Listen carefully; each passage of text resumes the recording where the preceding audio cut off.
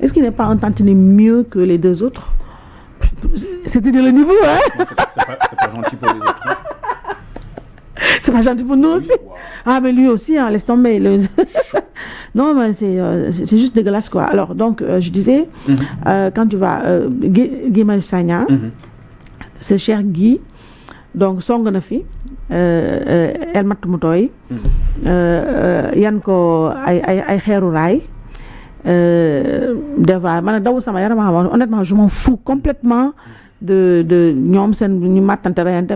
Je dis juste parce que je dois le dire, hein, mais surtout que man Guy, c'est pas ma tasse de thé, donc le pire comédien de l'histoire du politique du Sénégal, donc qui s'est joué de nous, Sénégalais, qui nous a eu, hein, lui, donc lui, il nous a toujours eu, hein, lui.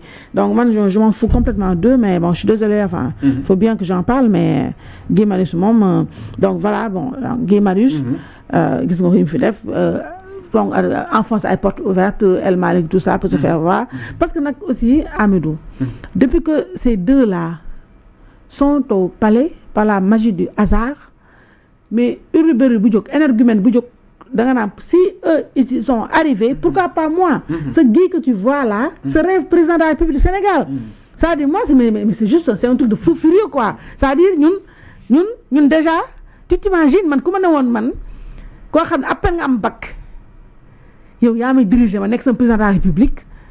Non, honnêtement, j'ai envie de me taper la tête sur les murs. Mais le Guy là, non, honnêtement, c'est non, je sais pas, c'est pas de la condescendance, mais je veux dire, ça veut dire que nous imaginer Sénégal, ne ko xam ne à peine la am bac, à peine, je dis à peine, hein, à peine la am bac.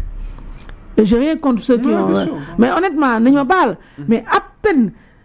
Ça nous on est très loin des sociales et tout ça. Ça honnêtement bu ñu demee ba nga xam ne nii koo xam ne nii yow à peine nga am bac à peine nga mën a waxtu c'est-à-dire bu amoon benn espèce bu gën a graaw bu gën a truc sax semi analphabète ñu mën a wax des presque analphabètes ñuy taxaw dañu diriger ñun mais le Sénégal c'est pas un petit pays. Ça, Sénégal, c'est mais moi j'étais aux anges quand tu rappelais le pedigree de notre cher pays. Toi, tu as fait la France. Moi, pareil. Ni duñu seetaan ñeneen mais ñun suñu parents investissent sur ñun parce que sa parent mën a investir yow nga bañ a am jom jàng. Ñun on a usé nos ronds de culotte ci banc yi. Dugg université trimer reyante ñëw. yow nga taxawal li nga taxaw ma taxawal li ma taxawal après on se fait diriger par des gens yoo xam ne qui n'ont que la haine à la bouche et au cœur, des semi-analphabètes. Après mais maintenant le pompon quand même comme si vraiment c'était pas suffisant, mais il y a un Guy Marius qui utilise la même recette, s'il te plaît. C'est ce qu'il est en train de faire, hein. Toi tu as remarqué, hein. Ça Guy est en train d'utiliser Guy, c'est le cerveau de la bande, hein. Guy est en train d'utiliser la même recette que Ousmane. Trouble fait à l'Assemblée nationale, populisme, nanana. Après, tu te victimises, tu te mets à dos, soi-disant, le truc. Et après, tu crois que... Non, mais... Donc, il a fait ça. Après, il y a aussi Cheikh Omar Diagne qui s'y met aussi. Et le meilleur d'entre eux, Oussou Pastel, qui se lève un bon matin, auditeur en plein conseil des ministres, qui se met à attaquer. Qui, s'il vous plaît? Ni mon nommé. Maintenant, Amidou. Ouais. Non, on est où là? On est dans un désordre et on assiste à une bordélisation de l'État du Sénégal. Toujours bordélisation, j'adore. Gis nga conflit politique dafay am entre opposition et pouvoir ñuy werante des fois werante bi xaw vif amay marche ak yooyu quoi, ça peut arriver. Conflit politique mun na am au sein d'une même majorité. Comme dans les partis d'opposition, tout le temps quoi, parce que le parti ce n'est rien d'autre qu'association privée la. Bu la neex nga bokk, bu la neex nga bokkatuma. Donc parti day yëngatu mu nekk parti de pouvoir wala parti d'opposition. Li am solo mooy lu parti yëngatu lu débat bi vif ngeen xam ne il y a une dignité à garder quand on gouverne et que débat public dafa war am hauteur.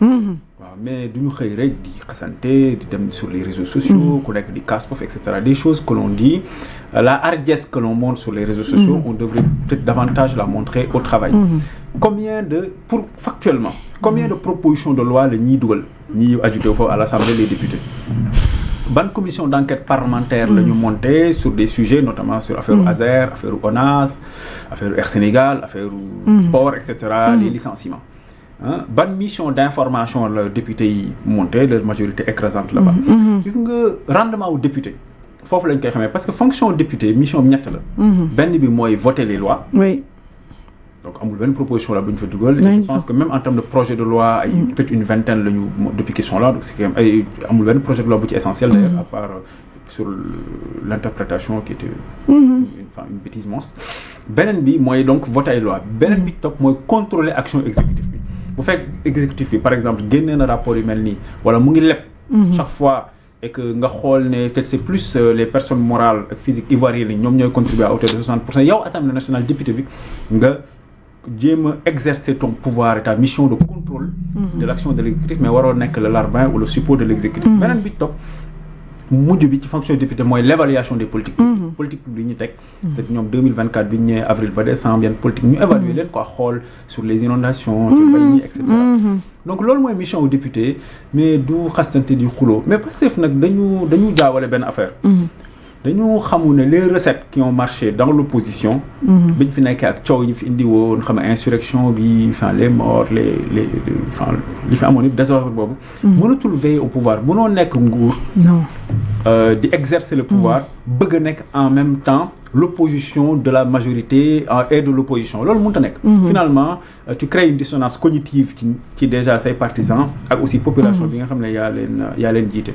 un de mes vieux maîtres à l'école nationale d'administration da doon wax ne tu peux être actif il faut être actif mais pas un activiste man li ma ci yokk nag et pas activiste merci li ma ci yokk mooy il faut être actif mais ni activiste ni agité li ñuy def nii c'est de l'agitation politicienne. ni activiste. ni agité. Régis xool leen. waaw lii c'est de l'agitation politicienne amul njëriñ seen xuloo yi ñuy wax nii. en fait ban point de croissance la créé. en fait ban famille. moo amuloon lu mu joxee dépense mu jox leen dépense. ban xale la ñu dàq école parce que fayul mu fayal ko. ban femme moo nekkoon ci dans une maternité. amul lu mu fay wala amay complications. mu régler ko ban xale moo fi nekk wala ban mag moo fi nekk dans des centres là amul place dans les unités de dialyse mu wutal ko place dans une unité de dialyse ban enseignant moo fi nekk à l'université il n'a pas forcément les moyens de faire sa recherche mu wutal ko les moyens ban étudiant moo nekk à l'UCAD wala UGB wala feneen amul néeg di obligé di fanaan ci couloir yi mu wutal ko keroog dama dem CTO ma fekk fa benn xale gardien la quoi ci CTO buntu CTO mais dafa daw sama yaram parce que dafa ma ne moom il est étudiant mais day garder CTO de 18h à 7h du matin 6h après mu dem université fanaan ci tëdd ci couloir yi nelaw ba ay 11h wala bu dee am na chambre bu libre ñoon jàng nañu mu dugg fa fanaan après ngoon gi mu demaat CTO garder ji quoi donc loolu ce sont les vrais enjeux c'est les vraies questions mais pas des gens qui perçoivent plus d'1 million de francs CFA ñu leen war a wutale oto ñuy xuloo gis nga les petites querelles de Borne-Fontaine là de la nouvelle bourgeoisie politicienne là n'ont aucun impact sur la vie des citoyens de Vélingara de Thiaroye de Pikine de Médina Gounass wala de Kébémer et cetera loolu amul njëriñ gis nga bu ñu leen falee nekk leen ci soxla askan wi te bañ a nekk ci seen waxi bopp et malheureusement le Pastef commet 2 erreurs benn bi mooy le Pastef se regarde toujours le nombril comme dañu fan seen bopp il se regarde toujours au lieu de regarder les 18 millions de Sénégalais dont 54% d'électeurs les ont élus xooluñu leen seen bopp la ñuy xool et malheureusement le problème booy gouverner tu ne fais que regarder ton nombril da ngay yeew rek gis ne peut-être askan yu bari bàyyi nañ la may yëgoo ko beneen erreur bi ñuy def mooy qu'en fait ils se parlent entre eux et ils parlent à une frange très restreinte mooy seen dof yi topp leen ñoom la ñuy neexal bu ñu nee nañ jàpp Aïssatou Diop Fall waaw nañ dem jàpp ñu kontaan et cetera ñooñu sauf que ñooñu ils ne font pas 100 000 personnes dans le pays voire matuñ sax 50 000 ñooñu boo leen toppee di nga gouverner ba 5 ans yi mat ñu ne la ana sa bilan nga daan woy tëj naa Lat Diop kat oui mais fu mu mujj waaye tëj naa Mansour Faye tëj naa Farba Ngom tëj naa Abdou Nguer oui d'accord mais bon en termes de croissance qu'est-ce que tu as fait maanaam tali bi fii yemoon maanaam autoroute bi nekkoon Kaolack est-ce que yóbbu nga ko ba Tamba est-ce que BRT bi jógee na Guédiawaye dem Tivaouane Peulh est-ce que centrale yi ñu fi créé woon centrale électrique yi 500 mégawatts 2000 mégawatts yi ngi fi fekk te Macky Sall jëlee ko 500 yow est-ce que yokk nga 2500 wala 3000 mégawatts. minimum est-ce que diplomate yi ñu amoon est-ce que renforcer nga ko est-ce que université yi tabax nga leen tabax nga beneen université peut-être yegg à Kolda wala je sais pas et cetera. Voilà, est-ce que en termes d'investissement direct étranger lan nga attiré en termes de commerce est-ce que tax nga ba sénégalais yi industriels sénégalais yi gën a am développer seen capacité seen outil de production pour mën a produire en masse ba mën a exporter est-ce que bi ngay voyager yóbbu nga hommes d'affaires yi pas les gars là mais les vrais hommes d'affaires les vrais industriels yóbbu nga leen ñoom ñu am fa ay part de marché foofu lañ leen di xaar seen électorat yi leen voté loon xëy na te ñenn yi wala sénégalais yi fi ne nga xam ne mën nañu surtout voté la foofu lañ leen di xaar mais pas ci tëj naa une quinzaine de personnes oui et cetera et ça c'est une erreur parfois que certains gouvernements pas Sénégal rek parce que dañuy gouverner au lieu que ñu yaatal cette majorité ils sont dans l'entre-soi pour l'ensemble des Sénégalais ils sont dans l'entre-soi politicien yaakaar les recettes yi la fal recettes yooyu en fait booy gouverner non c'est pas possible parce que gis nga ay opposition c'est pas facile c'est pas compliqué ñun dañuy nelaw ba yeewu naan suñu benn café gën ñu xool lu gouvernement bi def loo xam ne naay suñ ma ñu